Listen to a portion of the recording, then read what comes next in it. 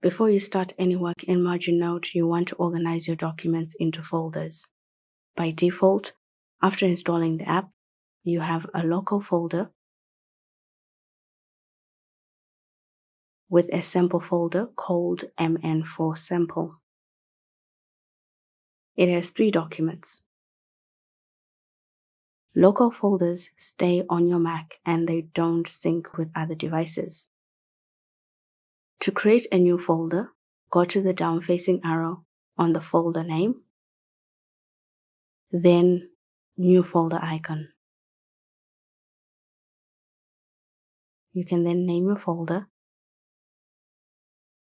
and save it.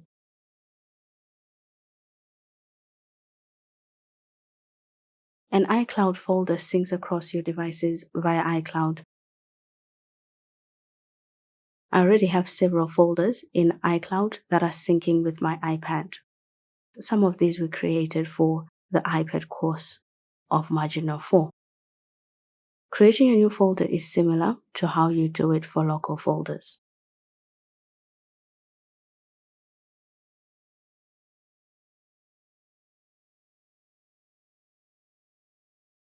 You can also go to the different folders to view their contents.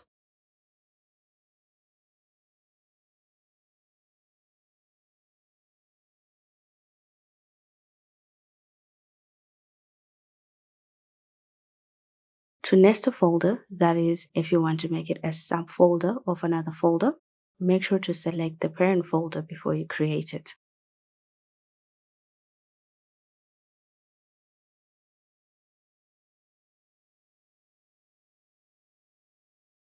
Another way would be to move one folder into another.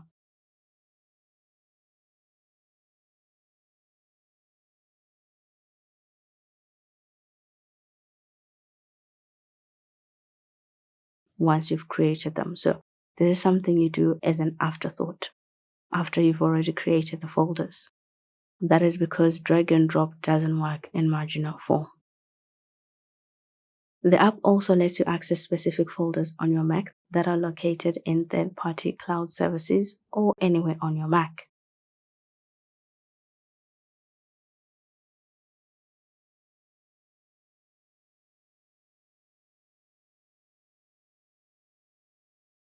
It is especially handy when you don't want to organize your documents in MarginNote 4, but you want to do it in Finder instead. You'll then be able to view all the documents in that folder that are supported in MarginNote 4. This folder has several documents in it when you look into it from Finder, but in MarginNote 4, only 3 are visible because those are the only ones supported by the app. Another way to add an external folder is from the down-facing arrow. After you've navigated to the top level of your folders, where you're able to see your categories and folders, you can then go to the plus icon on folders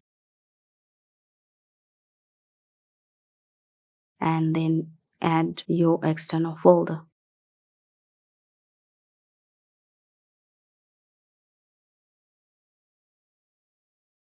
To remove an external folder from the app, go to the 3 dots icon and disconnect it.